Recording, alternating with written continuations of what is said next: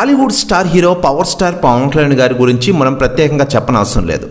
ఈ పేరుకి టాలీవుడ్ ఇండస్ట్రీలోనే కాకుండా ప్రపంచవ్యాప్తంగా ఒక బ్రాండ్ ఉన్న విషయం మనకందరికీ తెలిసిందే.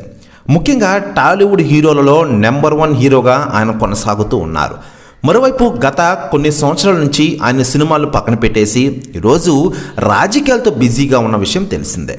పోయిన సంవత్సరం జరిగిన సార్వత్రిక ఎన్నికల్లో ఆంధ్రప్రదేశ్లో ఘన విజయం సాధించిన పవన్ కళ్యాణ్ గారు తన పార్టీని కూడా ఘన విజయం సాధించేటట్లు ఏర్పాట్లు చేశారు.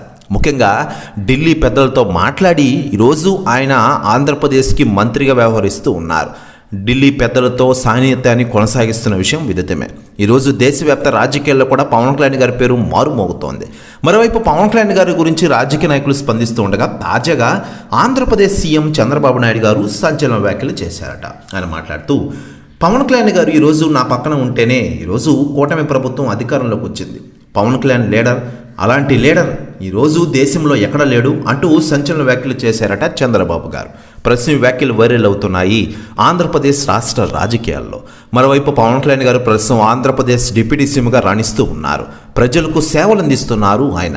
మరోవైపు సినిమాలో కూడా నటించే అవకాశం ఉంది. ప్రస్తుతం హరిహర విరమలతో ఫుల్ బిజీగా ఉండగా ఈ సినిమా అయిపోయిన వెంటనే ప్రేక్షకులు ఎంతగానో వెయిట్ చేస్తున్న ఓజీ సినిమా షూటింగ్లో పాల్గొన్నారు పవన్ కళ్యాణ్ గారు. వచ్చే సంవత్సరం ఈ సినిమాల రిలీజులు ఉండనున్నాయి.